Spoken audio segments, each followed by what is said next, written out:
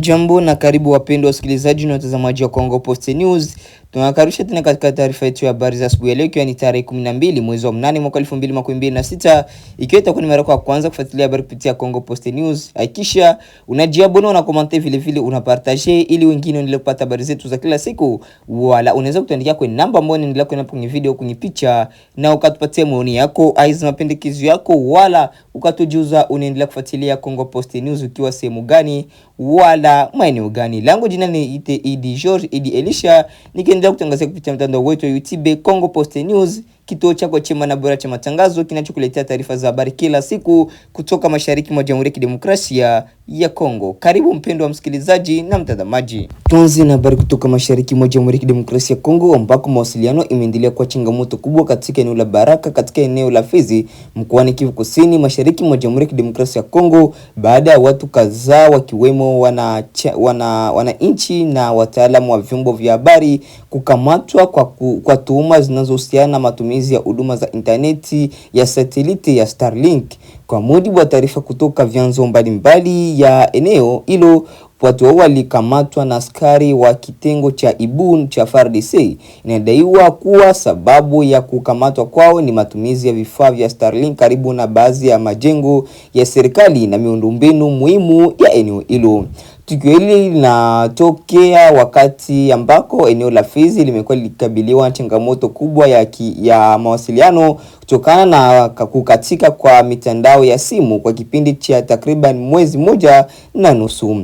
Kwa mujibu wa vyanzo vya kiusalama vinavyonukuliwa katika taarifa hii, kukatwa kwa mitandao ya simu kunahusishwa na hali ya vita na operation ya kijeshi zinazoendelea katika eneo hilo. Lakini hapo ndipo kunapojitokeza mjadala mkubwa. Katika eneo ambalo kuna mapigano na shughuli za kijeshi, serikali inaweza kuwa na wasiwasi kuhusu taarifa nyeti za kiusalama zinazosambazwa kwa makundi yenye silaha.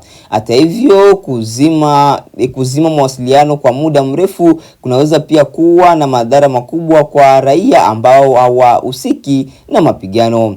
Baada ya mitandao ya kawaida kukatwa, baadhi ya wananchi wameanza kutafuta njia ya msaada za kupata interneti. Miongoni mwa njia hizo ni kutumia vifaa vya Starlink ambazo zinatoa interneti kupitia satellite badala ya kutegemea minara ya kawaida ya simu.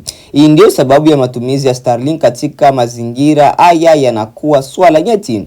Kwa upande mmoja, kwa raia, interneti inaweza kuwa njia ya kuwasiliana na familia, kutafuta habari, kufanya shughuli za biashara na kuendelea na kazi. Kwa waandishi wa habari, mawasiliano ni sehemu muhimu ya kazi yao, hasa wakati ambako matukio ya kiusalama yanaendelea. Lakini kwa upande wa jeshi, matumizi ya vifaa vya mawasiliano karibu na maeneo rasmi au miundombinu nyeti inaweza kuonekana kama jambo linalohitaji uchunguzi wa kiusalama. Kwa hiyo swala kubwa hapa si tu Starlink bali mazingira ya vita ambayo yameifanya teknolojia ya mawasiliano kuwa sehemu ya mjadala wa usalama. Kukamatwa kwa watu wanaodaiwa kuwa wataalamu wa vyombo vya habari kunaibua swali muhimu kuhusu uhuru wa kupata na kusambaza habari katika maeneo yenye migogoro. Katika hali ya kawaida, mwandishi wa habari anahitaji njia ya mawasiliano ili kupata taarifa kutoka kwa vyanzo, kuwasiliana na chumba cha habari na kutuma taarifa kutoka eneo la tukio. Ikiwa mawasiliano yanazimwa na njia mbadala nayo inachukuliwa kuwa kosa au sababu ya kukamatwa, kazi ya waandishi wa habari inaweza kuwa ngumu zaidi. Hata hivyo, ni muhimu kutofautisha kati ya kufanya kazi ya uandishi wa habari na matumizi ya mawasiliano kwa madhumuni ya kijeshi au uhalifu. Kama mamlaka zina ushahidi kwamba vifaa fulani vimetumiwa kwa shughuli zinazohatarisha usalama, uchunguzi wa kisheria unaweza kufanyika, lakini hatua hizo zinapaswa kuwa na msingi wa kisheria na kuheshimu kazi za raia. Tatizo kubwa zaidi ni kukatika kwa mitandao inaonekana kama maisha ya kila siku ya wananchi. Kwa mujibu wa taarifa hii, watu wengi katika eneo hilo hutegemea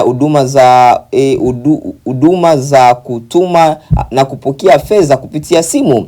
Kwa wakati miundombinu ya benki katika maeneo maeneo hayo ni nyifu. Huduma za fedha kwa njia ya simu zimekuwa njia muhimu ya wananchi kupata pesa. Kukatika kwa mawasiliano kwa muda mrefu kama hiyo si swala kupoteza uwezo wa kupiga simu pekee. Kunaweza pia kuathiri biashara ndogo, usafirishaji wa fedha, mawasiliano ya familia na msaada unaotumwa na ndugu walioko nje ya eneo au nje ya nchi. Kwa mfano, mtu aliyeko Ugaboni anaweza kuwa na uwezo wa kutuma fedha kwa familia yake, lakini ikiwa huduma za simu zinazotumika kupokea fedha hazifanyi kazi, familia hiyo inaweza kushindwa kupata pesa hizo kwa wakati. Katika eneo ambalo tayari limeathiriwa na migogoro, hali hii inaweza kuongeza ugumu wa maisha. Ni kweli kwamba katika mazingira ya vita, taarifa za uongo zinaweza kuleta hofu, kuchochea taharuki na hata kuathiri operation za kiusalama. Lakini kuzima mawasiliano hakumaanishi moja kwa moja kwamba taarifa za uongo zitatoweka. Baada yake, wananchi wanaweza kuanza kutegemea taarifa zisizo rasmi, uvumi au njia ambazo ni vigumu zaidi kwa mamlaka kuzifuatilia. Zaidi ya hayo, bila mawasiliano ya kawaida, wananchi wanaweza kushindwa kupata taarifa muhimu kuhusu usalama, huduma za afya, usafiri au hali ya maeneo mengine. Kwa hiyo changamoto kubwa ni kutafuta uwiano kati ya usalama wa taifa na haki za wananchi kupata mawasiliano na taarifa. Tukio la Baraka linaonyesha jambo moja muhimu: katika mgogoro ya kisasa, vita havipiganwi kwa silaha pekee. Taarifa na mawasiliano pia yamekuwa sehemu ya uwanja wa vita. Mtandao wa simu, interneti, mitandao ya kijamii na hata huduma za satellite zinaweza kuwa sehemu mkubwa katika namna habari inavyotoka katika eneo la mapigano. Kwa hiyo mamlaka zinaweza kuona mawasiliano kama swala la usalama. Wakati wananchi wanaona mawasiliano kama huduma muhimu za maisha, hapo ndipo mgongano unapotokea. Lakini kwa mtazamo wa kibinadamu, wananchi wanahitaji njia salama ya kuwasiliana, hasa wakati wa vita. Mawasiliano yanaweza kusaidia familia kujua ndugu zao wako wapi, kusaidia watu kutafuta huduma za dharura na kuwawezesha wafanyakazi wa kibinadamu na waandishi wa habari kupata taarifa. Tukio la kukamatwa kwa baadhi ya wananchi na waandishi wa habari huko Baraka kwa matumizi ya Starlink linaonyesha ukubwa wa changamoto ya mawasiliano katika eneo la Fizi. Kwa zaidi ya mwezi mmoja, wakazi wamekuwa wakikabiliana na kukatika kwa mitandao ya simu, hali ambayo imeathiri mawasiliano ya kawaida pamoja na shughuli za kiuchumi na huduma za fedha kwa njia ya simu. Kwa upande wa usalama, mamlaka zina wajibu wa kulinda maeneo nyeti na kuzuia matumizi ya mawasiliano kwa shughuli zinazoweza kuhatarisha maisha ya watu. Lakini wakati huo, hatua za kiusalama zinapaswa kutekelezwa kwa kuzingatia sheria za haki za wananchi na umuhimu wa vyombo vya habari kufanya kazi kwa uhuru na kwa uwajibikaji. Kwa wananchi wa Baraka na Fizi, kwa wananchi wa eneo la Baraka huko katika wilaya ya Fizi, swali kubwa sasa ni si tu Starlink, bali ni lini watapata huduma za kawaida za mawasiliano ambazo zimekuwa sehemu yao muhimu ya maisha yao. Twende na habari kutoka mashariki mwa Jamhuri ya Kidemokrasia ya Kongo, ambako hali usalama imeanza kuwa mbaya tena katika maeneo mbalimbali ya wilaya Kale mkoani Kivu Kusini, baada ya mapigano makali kuanza upya kati ya jeshi la Jamhuri ya Kidemokrasia ya Kongo FARDC na wapiganaji wa muungano wa M23 wanaounganishwa na Rwanda, huku vikosi vya wazalendo vikiripotiwa kusaidia FARDC katika baadhi ya maeneo.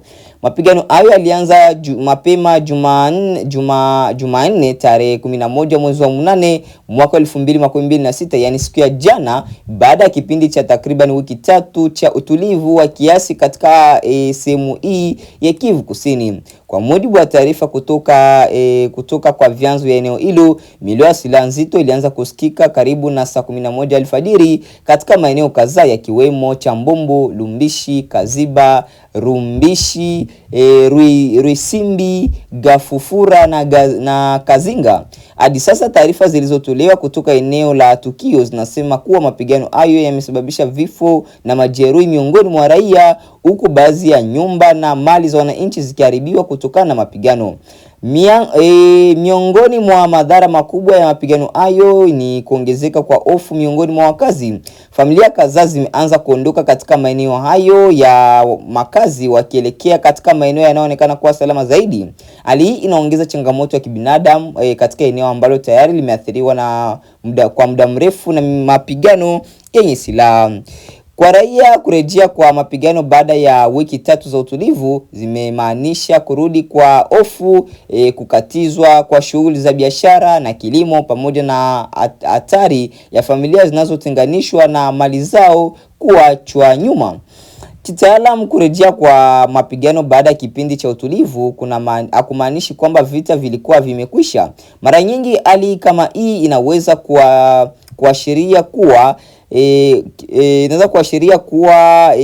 pande zinazopigana zilikuwa katika kipindi cha kupanga upya vikosi, kusubiri uamuzi wa kijeshi au kutafuta nafasi nzuri zaidi ya kimkakati. Kale ina umuhimu mkubwa kwa sababu ya nafasi yake ya kijiografia katika eneo la Kivu Kusini. Eneo hilo linaunganisha maeneo mbalimbali muhimu na lina njia zinazoweza kuwa na umuhimu kwa usafirishaji wa watu, bidhaa na vikosi. Kwa hiyo udhibiti wa maeneo ya Kale unaweza kuwa na maana kubwa katika harakati ya kijeshi za pande zinazopigana.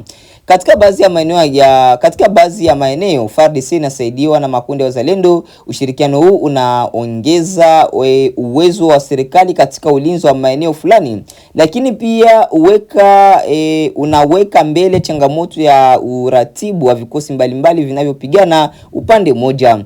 Katika mazingira ya mapigano yenye silaha nzito, tofauti katika amri, mawasiliano ya mkakati inaweza kuathiri namna operation ya kijeshi inavyoendeshwa.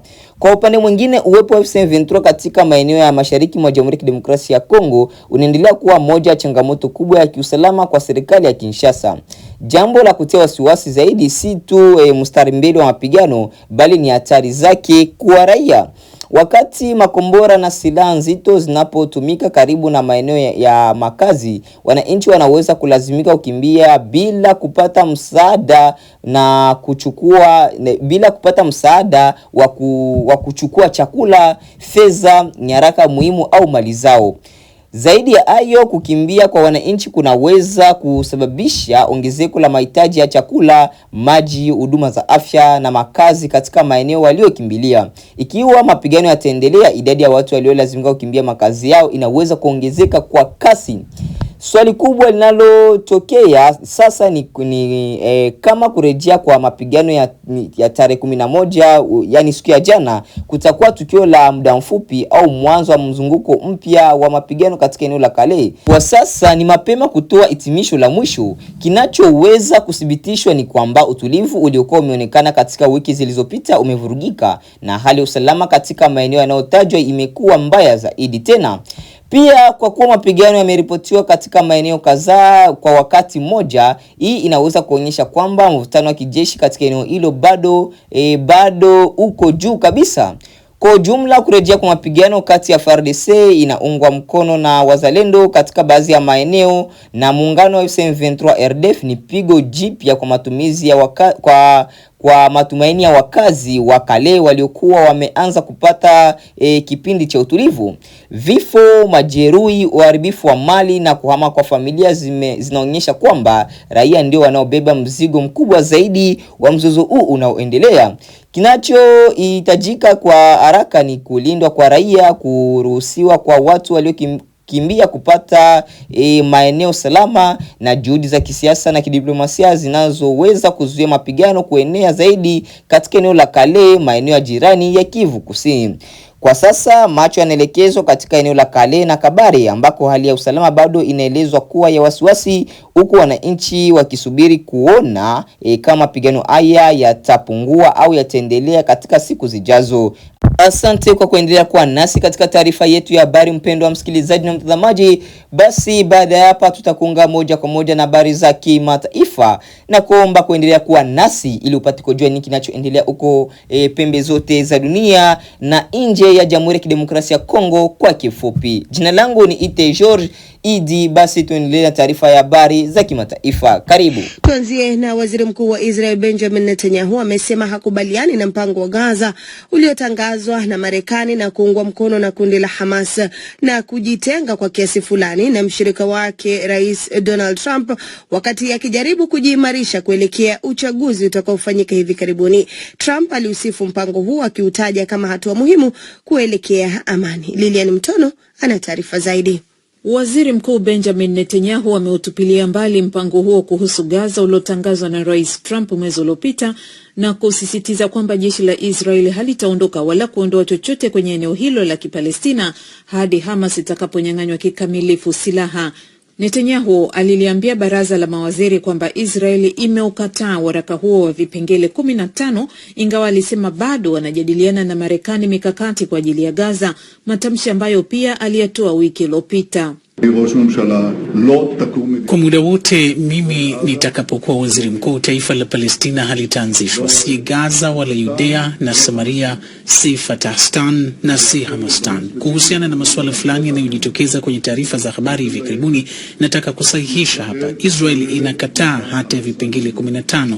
Nilisikia watu wakisema haukusema. Kwa hivyo nasema tena, Israel inakataa hata ya vipengele 15. Jeshi letu IDF halitaondoa chochote hadi Hamas itakapopokonywa silaha. Na ninaposema kuwanyang'anya silaha Hamas, na maanisha silaha nzito, silaha zisizo nzito, silaha zote. Netanyahu pamoja na kukataa mpango huo bado alimuelezea Trump kuwa ni rafiki mkubwa zaidi wa Israel katika ikulu ya White House, ingawa aliweka wazi kuwa alikuwa tayari kumpinga pale inapotakikana na kuongeza kuwa Israel tayari ilikuwa imewasilisha pingamizi kwa Marekani. Trump aliusifu mpango huo kama hatua muhimu kuelekea amani. Ikulu ya White House bado haijatoa tamko kuhusiana na taarifa hiyo ya Netanyahu.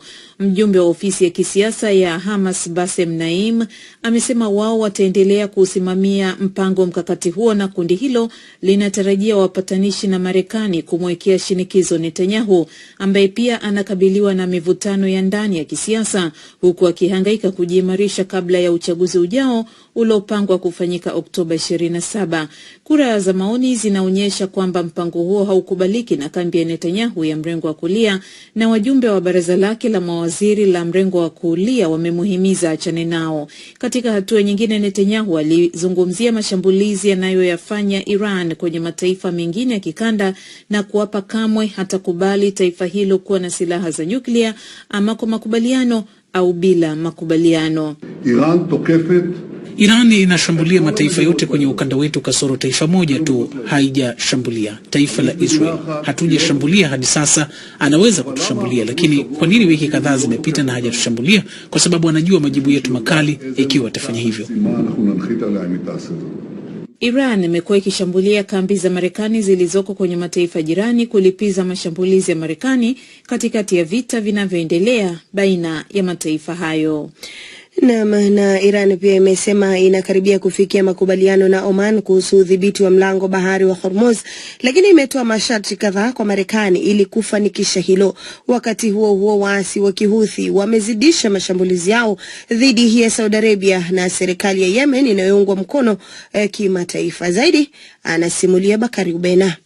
Waziri wa mambo ya nje wa Iran Abbasi Araghchi amesema nchi yake inakaribia kufikia makubaliano hayo na Oman, ikiwa ni pamoja na kuafikiana kuhusu njia mpya zitakazotumiwa na meli katika mlango bahari wa Hormuz, lakini Tehran imesisitiza kuwa ujia huo wa kimkakati utafunguliwa ikiwa tu Marekani itatimiza masharti ya kutoa fidia kutokana na uharibifu uliosababishwa na vita, kuondoa vikwazo vya kiuchumi na vitisho vya kijeshi. Araghchi amesisitiza kuwa Iran na Marekani hazishiriki katika mazungumzo ya moja kwa moja, akisisitiza kwamba Tehran haitazingatia chochote ikiwa Washington itakiuka mkataba wa muda uliosainiwa mwezi Juni kupitia wapatanishi.